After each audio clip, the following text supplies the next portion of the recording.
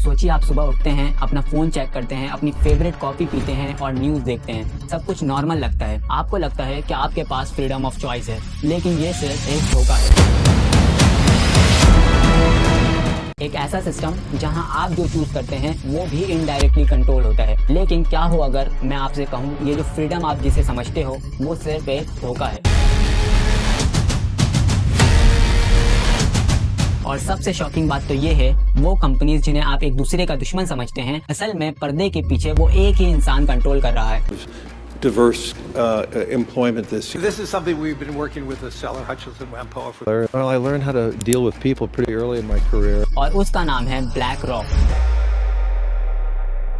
Black rock दुनिया का सबसे बड़ा एसेट मैनेजर है। ये कंपनी अराउंड 10 से 12 ट्रिलियन डॉलर अकेले मैनेज करती है। अब जरा आप एक सेकंड के लिए सोचिए, अगर आप हर दिन $1 मिलियन खर्च करते हैं जो कि पाकिस्तानी 28 करोड़ होते हैं, और ये काम आप अगले 2000 साल तक करते रहते हैं, तो भी आप $1 ट्रिलियन तक पहुंच पाएंगे। और ब्लैक रॉक के पास $12 ट्रिलियन है। ये पैसा 150 कंट्रीज के कंबाइंड जीडीपी से भी ज्यादा है। तो सवाल ये है कि ये पैसा आया कहां से? ये कहानी शुरू होती है 1988 में। एक बंदा लैरी फिलिंग न्यूयॉर्क का एक ब्रिलियंट ट्रेडर था, लेकिन उसे एक गलती की वजह से अपनी जॉब से निकाल दिया गया। उस दिन उसने डिसाइड किया कि मैं एक ऐसी कंपनी बनाऊंगा जो कि रिस्क को कंट्रोल करेगी।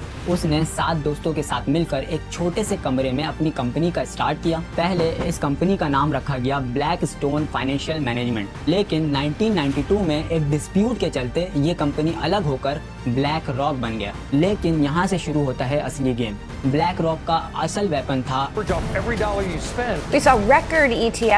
ETF, exchange traded fund. Simple लफ्जों में समझाऊं तो ETF एक ऐसा बास्केट है जिसमें मुख्तलिफ कंपनीज के shares, bonds, golds, commodities, even के बिटकॉइन भी शामिल होते हैं। मतलब आप एक ही इन्वेस्टमेंट से पूरे मार्केट का हिस्सा बन जाते हो। इसे कहते हैं पैसिव इन्वेस्टमेंट।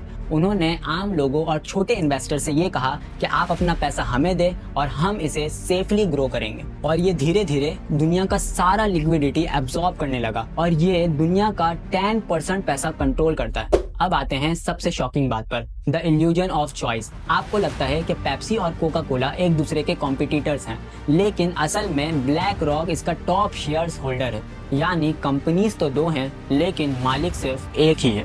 इस तरह से फार्मा कंपनीज हो गई जैसे कि मॉडर्नो और फाइजर, इन सब का भी मेजर इन्वेस्टर सेम ही है। और टेक जायंट्स हो गया जैसे Apple, Microsoft, Amazon, Google, Meta, इन सब में ब्लैक रॉक टॉप इन्वेस्टर में आता है। यहाँ तक कि मीडिया जैसे फॉक्स न्यूज, CNN और डिज्नी, इन सब में भी इसका पूरा इन्फ्लुएंस है। सोचो, एक ही एंटिटी हर जगह मौजूद है।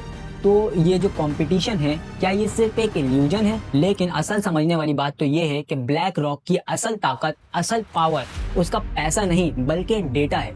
और इस डेटा को कंट्रोल करता है अलादीन, एक AI सुपर कंप्यूटर। दुनिया के 10% से ज्यादा एसेट को ट्रैक करता है। अगर कहीं पर वॉर हो, पॉलिटिकल चेंज आए, वेदर डिजास्टर हो, अलादीन फौरन से कैलकुलेट कर लेता है कि कौन से एसेट्स ऊपर जाएंगे और कौन से क्रैश होंगे। और हैरान करने वाली बात तो ये है कि ये AI सिर्फ ब्लैक रॉक के लिए काम नहीं करती है, बल्कि स्टेट्स, वैनगार्ड्स और गवर्नमेंट भी इस पर डिपेंड करते हैं। यानी दुनिया का सारा फाइनेंशियल डेटा इसी AI सिस्टम से होकर गुजरता है। अब सुनो सबसे हैरान कर देने वाली बात। AI सुनकर हमें ऐसा लगता है कि ये कोई हाल फिलहाल में होने वाली इन्वेंशन है, जैसे कि ChatGPT, जेमिनी, ग्रॉक, क्लॉड, ये सब। अलादीन की बुनियाद 2 साल या 10 साल कबल पहले नहीं रखी गई, बल्कि ये बना 1988 में।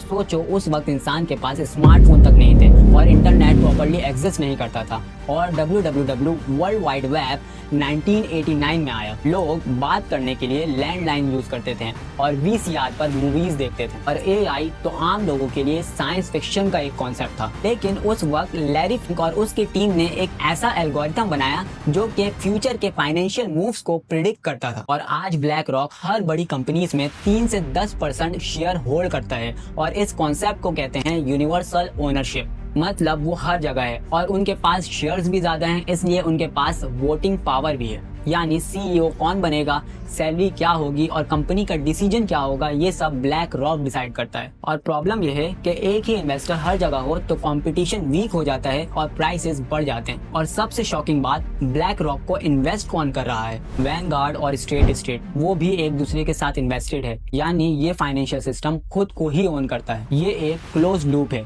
क्या आप सच में फ्री हो? अगर ये फैक्ट्स आपको शॉक कर गया तो इसे लाइक करो और कमेंट में बताओ अगर आपके पास पैसा या पावर आ जाए तो आप उसका क्या करोगे।